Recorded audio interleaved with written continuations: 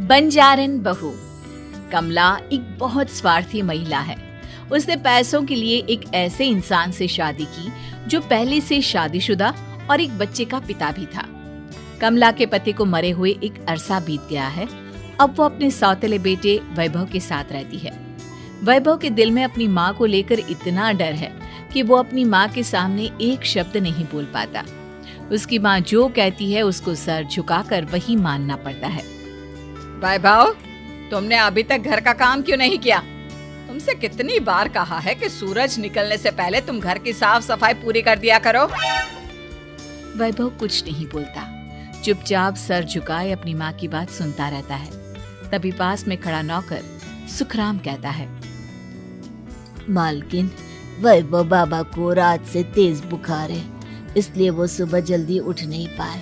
उनके बदले मैं घर की साफ सफाई कर देता हूँ। इसे कोई बुखार नहीं है। मैं इसे अच्छी तरह से जानती हूँ। ये सब काम न करने के बहाने हैं। सुखराम काका, बोल दो इसे, सारे घर का काम यही करेगा। और इससे समय पर अपना काम पूरा नहीं किया तो इससे आज का खाना भी नहीं मिलेगा। मगर मालकिन, वैभव बाबा की सच में ही तबीयत खराब है, आप एक बार देख तो लीजिए।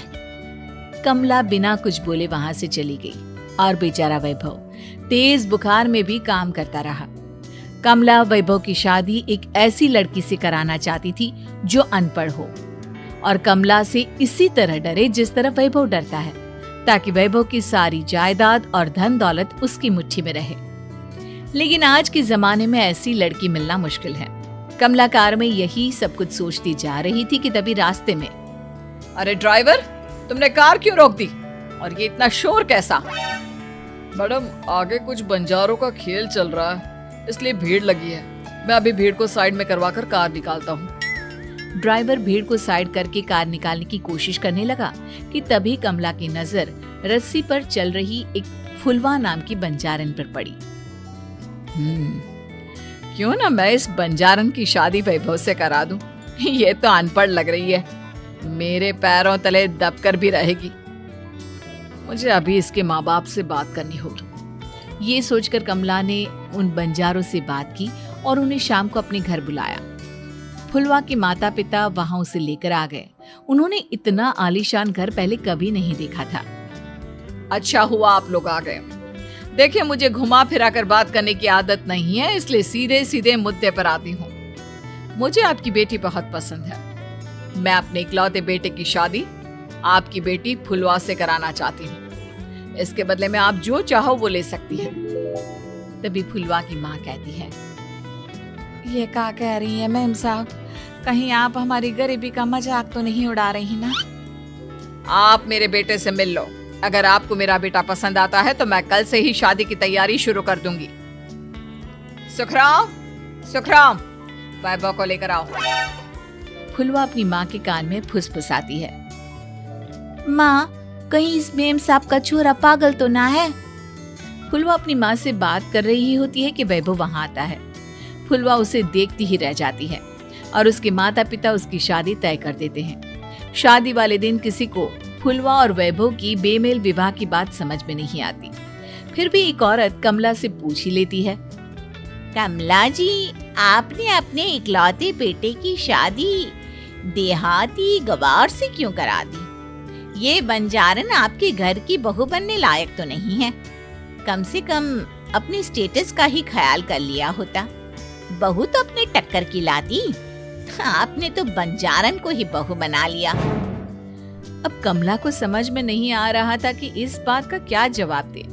वो कुछ देर चुप रही और सोच समझ कर कहती है, बहन जी, आपको तो पता है आजकल के बच्चे किसी की बात कहाँ सुनते हैं। मैं तो अपनी बहू एक पढ़ी लिखी और अपनी सोसाइटी की ही ढूंढ रही थी। लेकिन मेरे बेटे ने मेरे सामने इस बंजारन को लाकर खड़ा कर दिया। बोला कि मैं शादी करूंगा तो इसी से। अब भला मैं क्या करती, मुझे अपने बेटे के सामने झुकना ही पड़ा। कमला की ये बातें सुखराम भी सुन रहा था। उसने ये सारी बातें वैभव को जाकर बता दी। काका, मैं तो फुलवा को जानता भी नहीं, फिर माँ मेरे बारे में झूठ क्यों कह रही है? अरे बेटा, तुम कितने भोले हो, तुम्हें कुछ भी नहीं पता। तुम्हारे पिता अपनी सारी संपत्ति तुम्हारे नाम करके गए हैं। तुम्हारी माँ नहीं चाहती कि यह संपत्ति तुम्हें मिले, इसलिए उन्होंने तुम्हारी अनपढ़ लड़की से शादी करवाई ताकि तुम्हारी तरह वो भी अपने हक के लिए आवाज ना उठा सके। सुखराम काका, मैं क्या करूं, आप ही बताओ। माँ के सामने आते ही मेरे हाथ पैर कांपने लगते हैं। मैं माँ को कुछ भी नहीं कह पाता। वे दोनों बात कर ही रहे थे कि अचानक कमला वहां आ गई। कमला को देखकर दोनों घबरा गए। तुम दोनों फिर कभी बातें कर लेना, अभी फेरों का समय हो गया है, चलो जल्दी आओ। इस तरह फुलवा और वैभव की शादी हो गई। अगले दिन कमला ने फुलवा को बुलाया और उसे नसीहत देने लगी। देख बंजारन, तुझे मैंने अपनी बहू बना तो लिया है, लेकिन तुझे इस घर में आँख कान मुंह बंद करके रहना होगा। घर का काम कर और अपने पति से मतलब रख, समझी? कमला का ऐसा रवैया फुलवा को बिल्कुल समझ में नहीं आया। उसने वैभव से इस बारे में बात की। सुनिए ना, माँ जी ने जिस तरह मुझसे बात की मुझे अच्छा नहीं लगा। शादी से पहले तो वो मुझसे बहुत अच्छे से बात कर रही थी, लेकिन शादी के बाद उन्हें क्या हो गया? तुम ज्यादा मत सोचो, जैसा माँ कहती है वैसा ही करो। ये कहकर वैभव वहां से चला गया। अगले दिन वैभव को घर के नौकरों की तरह काम करता देख फुलवा को बहुत हैरानी हुई। फुलवा ने इस बारे में सुखराम काका से बात की तो सुखराम काका ने फुलवा को सारी बात बता दी। अब फुलवा को समझ में आ गया कि उसकी सास ने एक बंजारन को बहू क्यों बनाया। एक दिन वैभव घर का काम कर रहा था, तभी उससे कांच की प्लेट टूट गई। किसने गिराई ये कांच की प्लेट? वैभव को वहां खड़ा देख कमला ने छड़ी से उसे मारना शुरू कर दिया। उसके पैर में कांच चुभ गया और खून बहने लगा, लेकिन फिर भी कमला उसे मारे जा रही थी। ये देखकर फुलवा ने कमला के हाथ से छड़ी छीन ली और तोड़कर फेंक दी। बंजारन, तेरी इतनी हिम्मत, तूने मेरे हाथ से छड़ी छीनी? कमला फुलवा को थप्पड़ मारने ही वाली थी कि फुलवा उसका हाथ पकड़ लेती है। ओ सस माँ, मैंने मॉम की गुड़िया ना समझ लियो। बंजारन, ईंट का जवाब पत्थर से देना जानती हूँ। आज के बाद मेरे या वैभव जी के ऊपर हाथ उठाने की सोचियो भी ना, समझी ससु माँ? ये कहकर फुलवा वैभव को लेकर वहां से चली गई। उसने वैभव के पैर पर पट्टी बांधी, उसके आंसू पोंछे। वैभव ने पहली बार किसी के दिल में अपने लिए इतना प्यार महसूस किया। अब फुलवा वैभव का हर काम में हाथ बटाती, उसका बहुत ख्याल रखती। इस तरह दोनों बहुत ज्यादा नजदीक आ गए। वहीं दूसरी ओर कमला सारी जायदाद अपने नाम करने की साजिश करने लगी। और एक दिन, वैभव, जल्दी बाहर आओ।